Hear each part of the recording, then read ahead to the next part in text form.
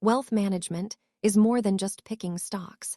It is a comprehensive approach to managing your entire financial life.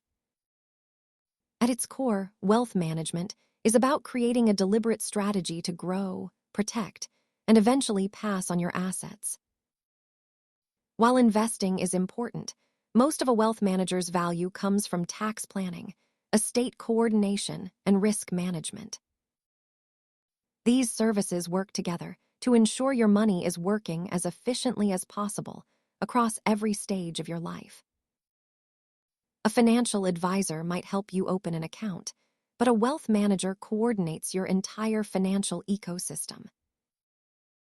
By optimizing for taxes and reducing unnecessary fees, a structured management approach can significantly impact your long-term net worth. Ultimately, the right strategy is the one that keeps you on track to meet your specific life goals, regardless of market noise. Thanks for watching. If you found this helpful, subscribe for more breakdowns of complex financial topics. Educational content, not financial advice.